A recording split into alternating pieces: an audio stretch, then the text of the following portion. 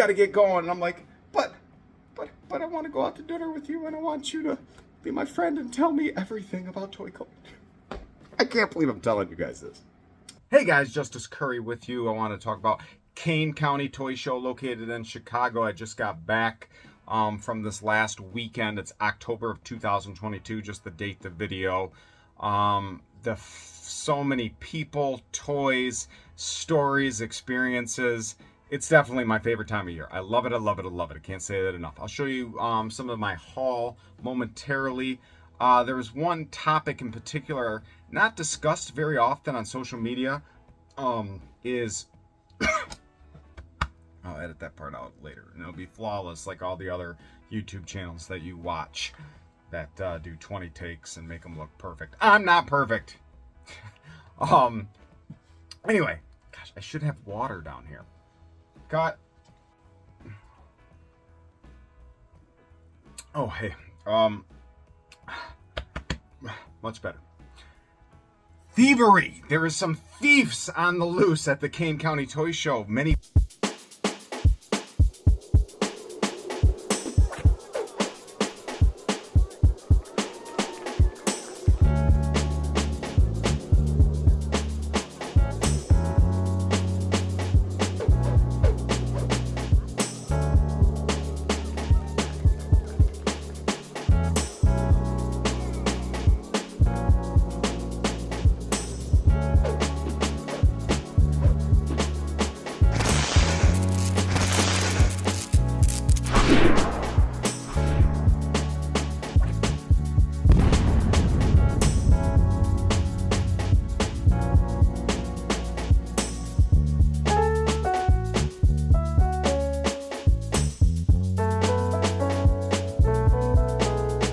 Vendors were letting me know, and it spread like wildfire, that some, I knew personally guys that had stuff stolen, and then they were telling me about other stories of other vendors being ripped off as well, with the number as high as eight people that I heard, but I know 3 for sure that I personally talked to. This is not a new thing. This happens, and if you talk to any toy vendor, when you have multitudes, hordes of people coming in, and you can be distracted, you're doing deals, and next thing you know, boop, some of your high-end toys, or even low-end toys. There's no profile of a person that steals. It could be from a little kid to a grown adult, and sometimes it's not just the stereotypical guy with a trench coat on. They're normal looking people. I mean, I remember, who was that girl from Stranger Things and Beetlejuice? Oh my gosh. Winona Ryder. How could I forget that name? Winona Ryder. I remember years ago, she was caught shoplifting. She didn't need to. She's rich. But she was stealing, and sometimes it's a compulsion. Who knows? I'm not here to psychologically talk about why people steal. It's a fact of the game, from Target to Walmart to any place in between, and it affects toy communities as well. The first day was the setup on Saturday. I had a buddy had a high-end $350 carded figure stolen, and he told me, I saw him with security, they were looking for the potential perpetrator, who was a guy that they said, or my buddy at least told me, someone had inquired about the carded figure and then set it down, and then my buddy was distracted with something else, looked, and the carded figure was gone, so he thought it had to have been this guy. Fast forward to that night, I'm with a bunch of my friends, and I'm telling that story, and I went, wait a minute, to one of my friends, you kind of look like the guy that they and I'm purposely being vague on this, because I don't want, I'm already, both of them were PMing me and getting me in the middle of this drama. I go, you kind of look like the guy, the description he gave me, and he goes, I was looking at that Micronaut. It wasn't a humanoid, Micronaut. I'm like, he thinks you stole it. I didn't steal it. So then, you know, talked to my buddy who had it stolen, talked with this guy, and they're both trying to make me in the people's court like Judge Judy or whatnot. I'm like, guys, you work this out on your own. But other times, I had another buddy who had a graded Han Solo and carbonite stolen from him. And it could be a team. Most guys have cases, clear cases that have lids on them that they keep a lot of the high-end stuff. And this was in one of the cases, but it was propped open. And it could be teams of bad guys. You know, one guy distracting the vendor. There's 5 people in the booth, and you're distracting the vendor, asking questions, and then boop, grab it, disappear into the crowd, because it is packed in there. It's definitely packed. But from what I understand, I can't say from what I understand. It's one of those things that people keep pointing out and saying, you say that too much, Justice Curry. I don't care. Okay.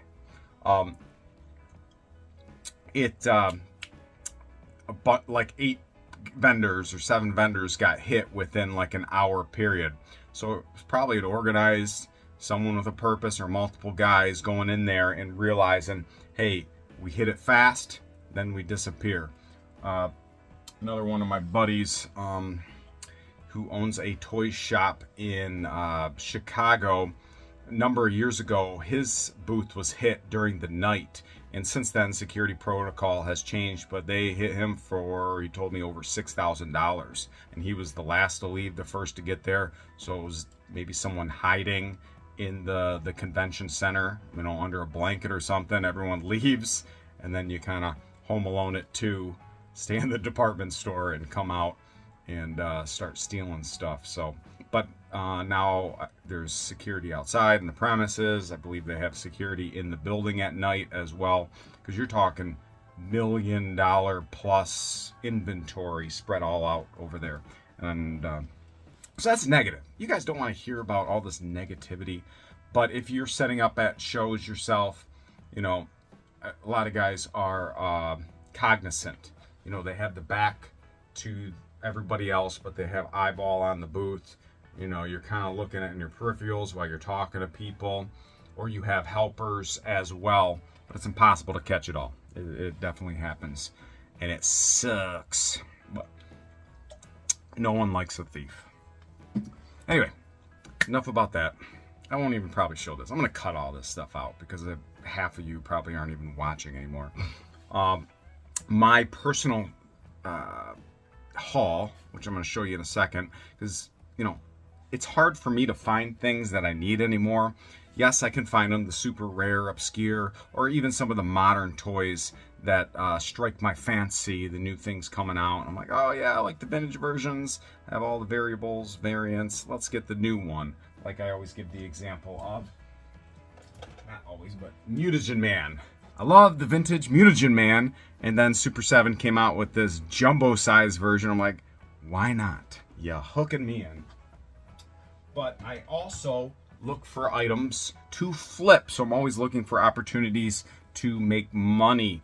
I'm a little more picky these days because the collections are flooding in left and right recently, so I have a lot of inventory and I can't sell it as fast as I'm buying it. So many items that I probably would have bought in the past to make a buck on, if the deal wasn't good enough, I walked off because I didn't need it. But some of them in particular were quite nice. So let me go show you that.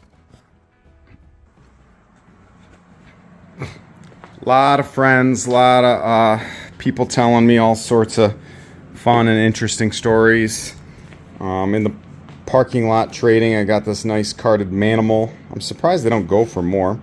One of my buddies, an Illinois State Trooper, he gave me a challenge coin, which I'm very blessed to have, as well as one of his patches. He retires in the near future, so I'm really excited for him. This Vamp Mark II. A lot of this stuff's going to be for sale as well, guys, so if you see something you like, hit me up. And if you're watching this on YouTube, then go over to my Facebook profile, because that's where I sell everything, and just hit me up. Tell me what you're looking for, what you want, etc. The back file card is cut out of this, but still a beautiful example, and it's complete. Same with the Zartan Swamp Skier file cards cut out. Some really nice gifts from friends that I saw, vendors, people walking around. I got this Taco Bell little box from Star Wars, probably in the 90s when it came out. That's cool. I had commented to him. I said, oh, that's where that X-Wing comes from. I have that X-Wing in my collection. I didn't know someone popped it out, and I just kept it. But he's like, well, I have 5 of them. Have this. Same with this really neat foot soldier shirt, a record from Star Wars. I think he bought like 20 of them. So he's giving them out to some of his friends. Another awesome gift sticker that's going to go on my... I should do a whole video dedicated to my desk and all the stickers and backstory stuff from my childhood, modern stickers, footprint of my son, those little Mario scratch-off games where you die or you get hit. And I love those things. Very nostalgic to me. What am I getting sidetracked? You guys always sidetrack me. Goodness gracious. Need someone to keep me accountable here. My best lot, though, was the loose G.I. Joes. And G.I. Joes is kind of my wheelhouse. I love them. I'm most passionate about them. And this was a parking lot sale where, I mean, the majority of them are. There was a handful that I got in the show itself. But, I'm not going to buy them unless the deal is right. And he had $10 a piece on them. And I noticed right away, I went, whoa, there's some high dollar ones in there that are worth way more than $10. So I made a pile of, I don't know, 8 or plus. He's like, all right, I'll give them to you for $5 a piece. And then I'm thinking to myself, well, what if I just buy all 50 of them? And he got one of his cohorts, vendor friends, and they gave me a price. They said, all right, just give me $100. So that worked out to $2 a piece. So how could I say no? I mean, there's some convention figures up there. Unfortunately, no weapons, but beggars can't be choosers. Really, really cool figures that that'll make a few bucks on. Some of them I'll keep. The Toys R Us exclusive hydrofoil that it's like a Tiger Force looking one, or camoed out looking one. So that was the only way you could get that one. There's a beachhead that came with it as well. A bunch of Mortal Kombat figures, which is sweet, and a custom. Look at that. They painted him up to look like, what's his name? Not Cage, or I can't remember his name. I wasn't a Mortal Kombat guy. I was a Street Fighter guy. He was like a cyborg head. But yeah, the custom paint. It's always a pleasure when I can find a Spirit Eagle with the feet on, because probably only 1 out of 10 that you ever find out in the wild have that. They're always broken. Same with the antenna for Falcon. Really excited on that one. There's 2 other figures that are already sold out of this lot. Which was the classified Snake Eyes, I don't know what the other one was called. It was a Storm Shadow. But yeah. So a very nice lot. I probably shouldn't have told you money, because money makes people crazy. I don't ever like saying how much I paid, but it's almost a lesson for you guys. If you see lots and you're like, oh, I'm just going to cherry pick it, bring the price down. Sometimes it's even better if you buy the whole lot outright. And this guy didn't know. I mean, he had a truckload full of just miscellaneous toys. And he's the same guy every single, I don't know if he buys out warehouses or what. He just shoots from the hip. I don't even think he's a collector. He's just like, yep, I want it gone, want it gone, want it gone. You don't want to individually list this and research it on eBay and price it. He just has set prices, and then vendors and other opportunist toy pickers like me can go in there, and there's enough meat on the bone to make money, and he don't care. He probably only paid $10 for all of them. So yes, a lot of information, but I just want to tell you about it because I love Kane County, and I don't want you guys to ever go to Kane County, because if you go, that's competition for me, and then you'll take the toys that I want. Kidding. I love hearing from the people. So often people come up to me at Kane County and they say, I'm here because of you. I watched that video 3 years ago, and I drove all the way from 10 hours away to come to this convention, and it was like every 2 seconds people were coming up to me and just saying, hey, I want to say hi to you. I watch your videos, awesome, and then I would, we have a conversation about toys. And I wish I could give more time to each person, because I'm running around like a squirrel on meth, just like, oh, I need more toys, especially in the beginning when everything's kind of getting brought out in totes and vendors are setting up. That's prime opportunity, and there's other hawks like me trying to find those good deals, and I don't have time to chit chat with everybody while all these things are getting bought up left and right. I'm seeing, sometimes $1,000 items sold for $50. I'm like, holy crap! And so that's a thrill. That's an rush. I love a good deal, and I know a lot of other guys do as well. Quick story. I shouldn't tell you this story. This story is going to get me freaking in trouble. I know it's going. And there's no such thing as a Justice Curry quick story anyway. I'm just going to say his name. Gosh, I shouldn't tell this. It's going to freaking blacklist me in the toy collecting community. But I get it. Early on in my collecting, someone that I learned about was Jordan Hembrough. And Jordan Hembrough is the toy hunter. And that kind of brought me in, like, holy crap, there's toy collectors all over the world. And it got me hook, line, and sinker into this hobby many, many years ago. Well, one of the people featured on his episodes was Mad Hunter. And Mad Hunter's out of Mexico. Chances are you guys already know who he is. Huge toy, pop culture kind of influencer in the community. Like, right up there in probably the top couple of them. Anyway, I've always wanted to meet this guy. He was on that episode. I learned about Never Ending Story figures from pausing my DVR and zooming in the background of the Mad Hunters collection when Jordan was there. I'm like, oh my gosh, there's Never Ending Story figures, which ended up getting me on Comic Book Man and all these things like this. And I've bought things from him. I've talked to him on the phone about things. So Mad Hunter is like a mentor. He's that guy where I'm like, I like this guy. This guy is awesome. He's the guy I watch. I only watch a couple guys.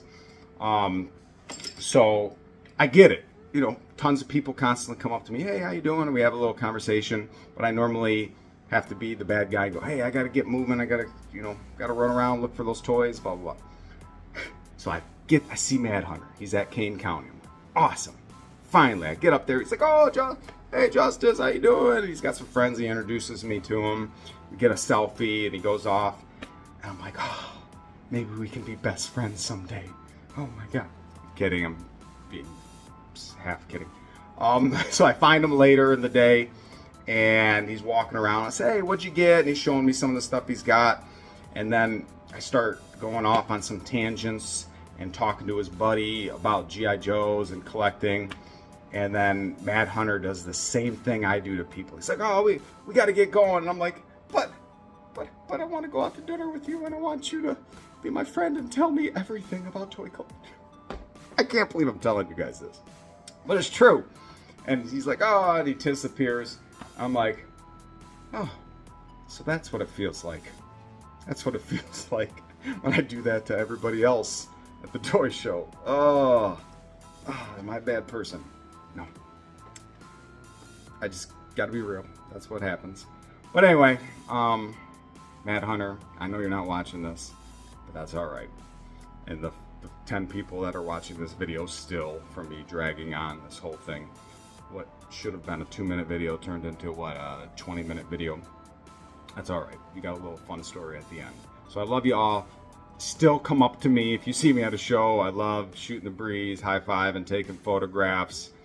But if I do the whole, hey, I gotta get going after a few minutes, don't take any offense of it.